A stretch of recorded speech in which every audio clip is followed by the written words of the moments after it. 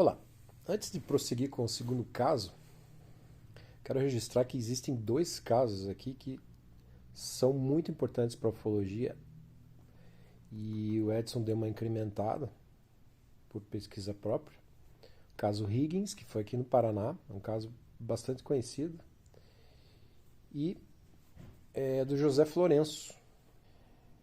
Mas eu destaquei este caso aqui, abdução no Brasil Colônia. Nos primórdios da colonização do Brasil, muitos fenômenos insólitos eram observados pelos primeiros colonizadores, pelos jesuítas e índios, que foram inclusive objeto de registros em cartas e documentos históricos ou até mesmo chegaram aos nossos dias atuais em forma de lendas. No início do ano de 2008, esse autor entrou em contato com o pesquisador Celso de Martins Cerqueira para saber mais a respeito de um suposto caso de abdução acontecido em 1558. Na época do Brasil Colônia, no estado do Espírito Santo. Celso, na época, indicou algumas fontes de pesquisa e solicitou que eu entrasse em contato com o historiador capixaba, Clério José Borges, de Santana, que chegou inclusive a publicar o caso em trabalho acadêmico de sua autoria. Soube-se então que no dia 20 de janeiro de 1558 foi realizado o batismo do indígena Manemuaçu, irmão de Araribóia, que passou a se chamar Sebastião de Lemos.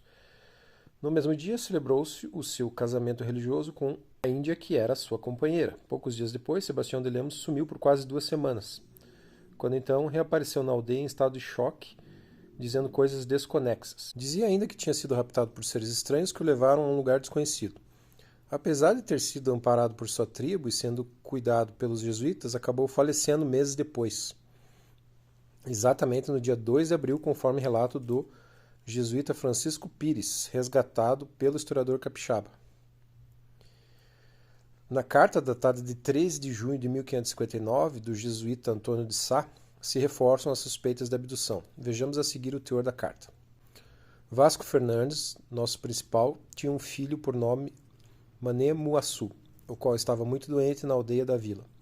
Estando ele assim, numa noite de grande tempestade, o tomaram os demônios em corpo e com grande estrondo o levaram, arrastando e maltratando. O padre Brás Lourenço o foi a consolar, ao pai de Manemuaçu, dando-lhe a esperança que, se não era morto, ele apareceria, como de fato daí a 3 dias apareceu.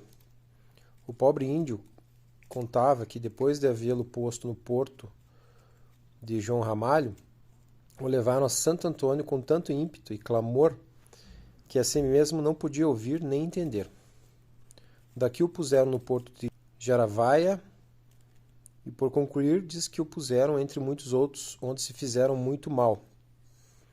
Aqui viu fogos e muito horríveis. Finalmente, depois de todos esses martírios, o arrojaram entre uns mangues, onde se maltratara muito e ficara fora de si com tantos tormentos como o passara, que por isso não conhecia os seus quando deram sobre ele e fugia deles como se foram demônios.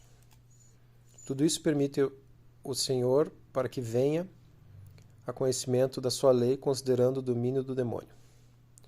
Destaco certos aspectos desse episódio fantástico narrado desse documento histórico pelo religioso, como, por exemplo, o fato de ter sido levado com um grande estrondo na hora do rapto, a rapidez do deslocamento, os fogos e muito horríveis, pois que tipo de fogo seria esse?